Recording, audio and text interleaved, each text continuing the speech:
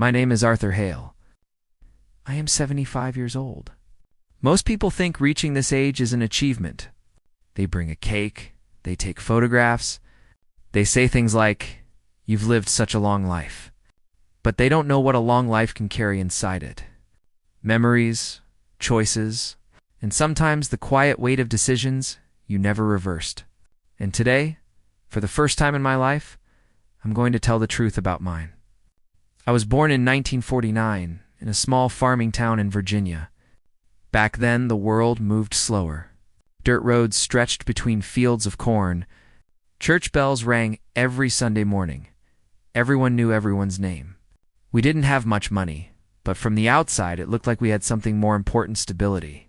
My father was a strict man, quiet, disciplined, the kind of man who believed emotions should stay behind closed doors. My mother was gentler, but always exhausted, as if life had asked too much from her for too long. By the time I was 12 years old, I had already learned something many people don't understand until adulthood. In our house, love was conditional. If you behaved well, you were praised. If you disappointed someone, affection disappeared. So I learned early how to become the kind of person people approved of. I learned to smile even when I was confused.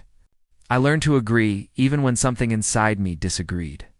I learned to adapt quietly, and that quiet habit, becoming what others expected, followed me into the rest of my life. When I was 17, I fell in love for the first time. Her name was Emily Carter. She worked at a small bookstore in town and had the kind of laugh that made people around her feel lighter. She used to talk about leaving town someday, about traveling, about seeing cities bigger than anything we had ever imagined. When she spoke about the future, something inside me woke up. For the first time in my life, I started imagining a path that wasn't already decided for me. We would sit by the river outside town in the evenings, talking about places we might go one day. I believed love meant freedom. I was young, and I was wrong. When my father discovered our relationship, everything changed overnight. Emily didn't come from the kind of family my father respected. According to him, she didn't have status, land, or security to offer. One evening, he sat me down and told me clearly that the relationship was over. There was no discussion, just a command. And I obeyed, because that's what good sons did. A few weeks later, Emily left town. Before she left, she sent me a letter. I never replied. That is my first confession. I let the first person I ever loved walk away, because I was too afraid to choose my own life. At 22, I married a woman my family approved of.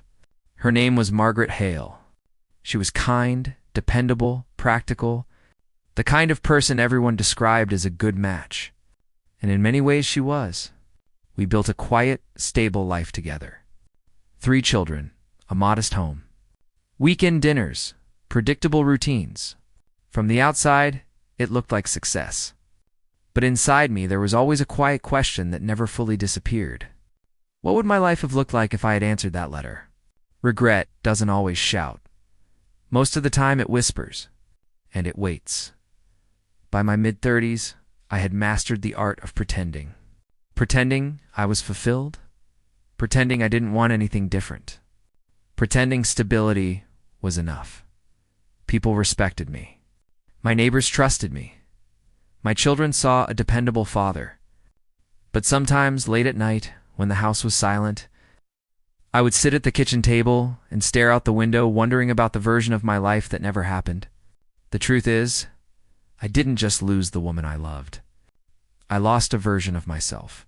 And strangely enough, the world rewarded me for it.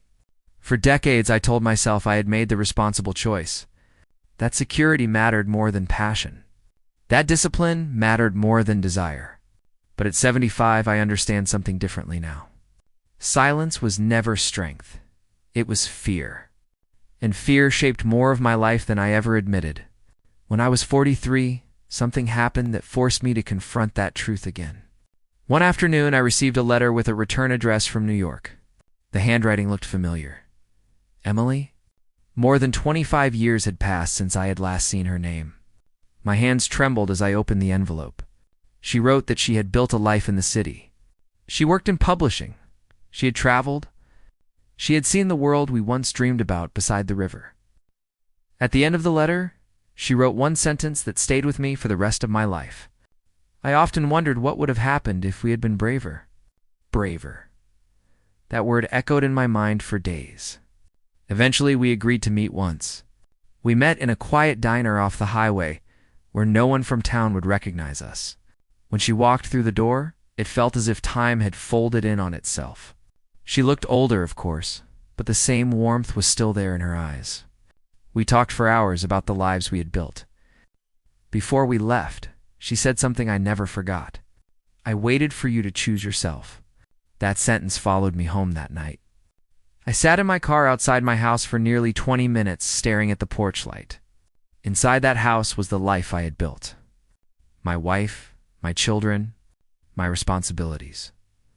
For one brief moment, I considered driving away, just continuing down the road and starting somewhere new. But I didn't. I went inside, and that became my second confession. I had a second chance to change my life, and once again, I chose safety. Years passed, my children grew up. The house became quieter. Margaret and I lived peacefully. But a quiet distance always existed between us that neither of us ever addressed.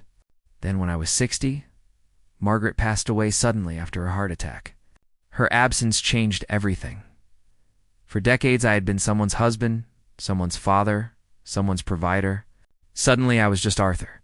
And that was when I began to understand something important. Life doesn't give us perfect choices. It gives us complicated ones. Looking back now at 75, I no longer see my life as a mistake. I see it as layered. I loved Emily with the reckless hope of youth. I loved Margaret with the steady loyalty of responsibility. Both were real. Both shaped the man I became. For many years, I believed regret meant failure. Now I understand something else. Regret simply means you were human enough to imagine more than one life. And sometimes, imagining another life is what keeps you grateful for the one you actually lived.